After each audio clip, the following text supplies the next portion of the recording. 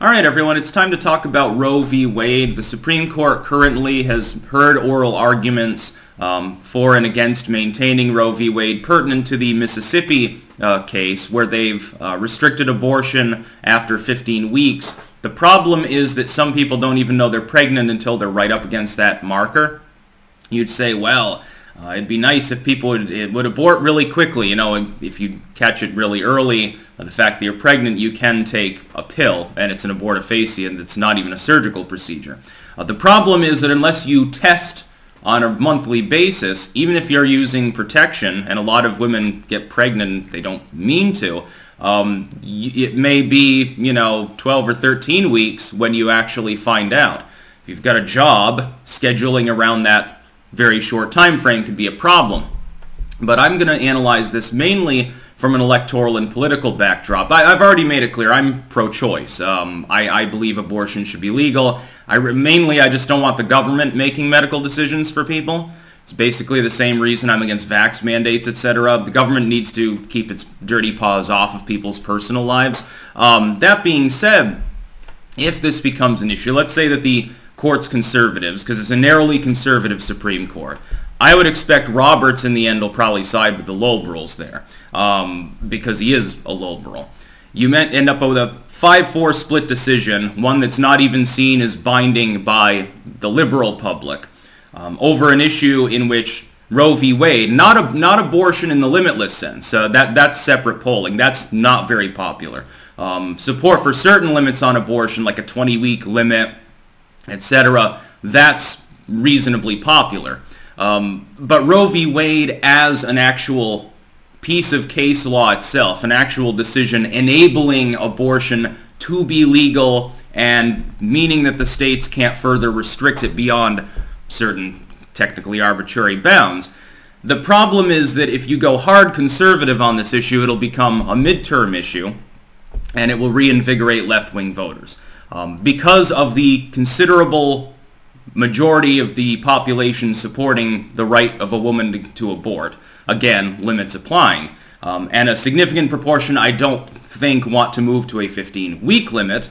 Most people seem to agree 20 weeks is an appropriate sort of compromise. You can talk about constitutional pragmatism versus purism all you want, but that's what the public believes. The problem for conservatives is they would be gaining they would win the battle and lose the war. What you would probably end up with, if this decision is made in the hardcore right-wing sense, is it will give the Democrats, who are completely demoralized, they have no energy or enthusiasm at all, and that's why they're lagging behind in congressional generic polling, sometimes by 10 points. All of a sudden they'll have something as a congealing issue that they can talk about, that their constituents by and large actually care about, on which they're not on the wrong side of history according to the polls. The Democrats can't run on the economy, they can't run on foreign policy, they can't run on the border, they can't run on, hey, we've got a charismatic leader and we're his party. I'm going to run on the, hey, we're the party of Biden ticket. There's really nothing for them to run on. They're so desperate they're trying to run on pro-critical race theory in some cases. Like, oh, we're going to die on this hill, basically. We're going to fight an unwinnable battle and be remembered as complete lunatics. Roe v. Wade, on the other hand, is an issue on which they technically have the high ground. They have the majority support of the public. You don't have to like that. You can say abortion is murder all you want. That won't change the pragmatic potential outcome of that particular potential Supreme Court decision. You could also end up with a more mildly conservative position. This is more likely and probably invigorates the Dems less, although because of legacy media, they would still construe it as being a de facto ending of Roe v. Wade, where they let that stand, but they say, but 15 weeks, in the arbitrary sense, they kick the can, is a tolerable limit. The problem is that then you're going to have a host of red states try to push it back further. If you can ban abortion at 15 weeks, if the state has that power, effectively you could push it to 1 week or 2 weeks. You could make it virtually impossible to obtain an abortion unless every week you were drinking abortifacient tea or you're going out of state or to the back alley. It's the same sort of thing as gun control. Well, yeah, you have a Second Amendment right to own guns, but not those ones. assault weapons or something. I realize that that is an explicit constitutional protection as opposed to an interpreted one, Roe v. Wade, but the argument is similar. The Democrats, again, don't have any energy right now. As a party, it's basically a dead weight all around. They don't have any talent. They don't have any charismatics. The president's demented and nuts, and the economy sucks. Why not give them a potentially winning social and moral issue to debate over? The Democrats will come out and say, look, Roe v. Wade has been gutted, or, possibly done away with, possibly literally overturned. Again, possibly hesitant to predict that, but I have a feeling that in general, in principle, they're going to side with Mississippi on this. They're going to side with the 15-week abortion ban. Even Roberts might jump aboard. It might make it a 6-3. 6-3. If that occurs, the Democrats will howl bloody murder. They'll harangue to youth voters who right now are disaffected from Biden. Those people right now basically look like they're going to sit out the midterms and they don't give a fuck because Biden hasn't offered them anything and they're not scared enough of the Republicans because the Republicans backed off some of those social moral issues. Younger and more left-leaning voters, therefore, look at the Democrats and they just see a pile of shit. They look at the Republicans and despite continuous propaganda, don't seem to fear them the way they would like the Bush Republican era. Well, he's going to start another war. We've got to win the midterms, etc., etc., etc. They're going to take away gay rights or something.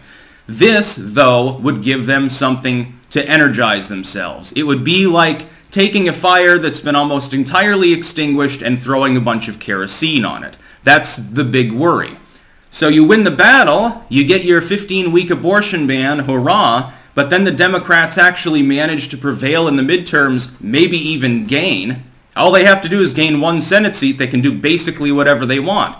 They wouldn't need Manchin's help anymore to end the filibuster.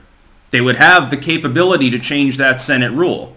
You're one seat in the Senate away from the Democrats effectively establishing an American autocracy, as long as they hold the House. Again, that's more iffy. They've got something like a 12-seat disadvantage in terms of people who are retiring so that they'll have non-incumbent defensive positions. But it could happen. Stranger things have if this becomes a congealing issue. Now, how bad would it get? At the end of the day, it's the economy, stupid. The economy is still the overarching main issue with the shortages and everything else attendant to it and side issues like the border crisis feeding into it. If that remains the major issue, we'd have to wait and see what kind of public consciousness arises in the wake of a decision. If it's the more mild decision and they say, well, this ban is okay, but just don't make it less than 15 weeks because we have to artificially establish the point, again, arbitrarily, at which it's onerous, at which the initial decision is undermined to too much of a degree. But they also could throw out Roe v. Wade explicitly and say, hey, the court shouldn't be doing this. It should be going through legislation. Then you'll end up, again, with a situation, there will be red states that immediately ban abortion. That would be great fodder for the Democratic base. I mean, it wouldn't hurt with Republicans. They'd say, well, we're winning on this issue, and in their states where they have a significant majority, it would probably help them. The problem is if you look at the electoral map, there's still a lot of in-between states, and you're going to have a lot of alienation going on where you have attempts to ban or denigrate, abortion, and it doesn't pass, but it becomes a social issue. You don't even win the battle while you're losing the war. You just get curb stomped. So it's an interesting subject. Again, I am pro-choice. I think abortion should be safe and legal. That's my opinion. I don't care. I've been consistent on this for over a decade. There are still people who are like, no, think of what Jesus would say, change your mind. My interest, though, here is in its impact potentially on the midterm elections. SCOTUS, I'll say something else. SCOTUS is comprised of individuals who are quite intelligent. You can think they're evil or corrupt, but they are, in the academic sense, quite intelligent. So here's the thing. If they hardline abortion, sounds like a big victory for the conservatives, but they would effectively be giving them a poison pill.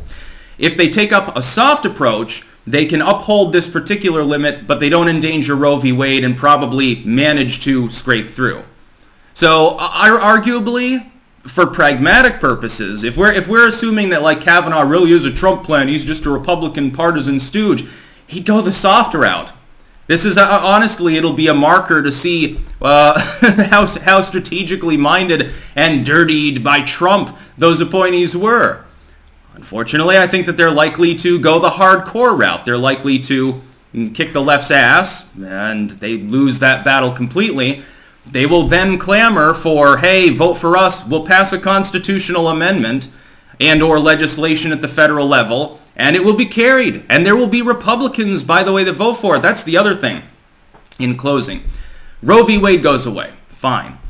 The first thing that Congress will do, because it is narrowly controlled by Democrats, and they will have some Republican support, Romney would be aboard, Liz Cheney would be aboard, the Dems would be unanimous, there wouldn't be any standing in the way of it.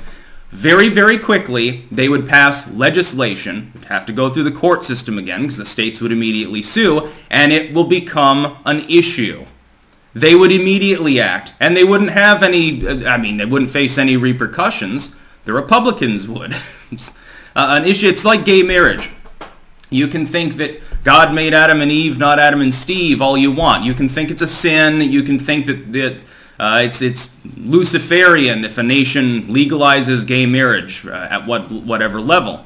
But if you were to attempt to stop it, you would lose. Because if you look at the actual polling of the public consistently, you've seen over time a rise in acceptance to the supermajority level.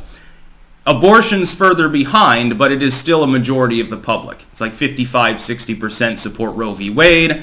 Limits on abortion, again, different from banning abortion. Overturning Roe v. Wade would effectively ban it in half of the U.S. states. And again, take your moral victory if you like, and you can celebrate that. I'm telling you that there would then be a massive civic backlash, which could potentially endanger the decision itself. You could theoretically have a constitutional amendment battle over it. So, not necessarily the most helpful thing we could be doing during our current economy, during our current crisis of leadership. That's about all. Peace out.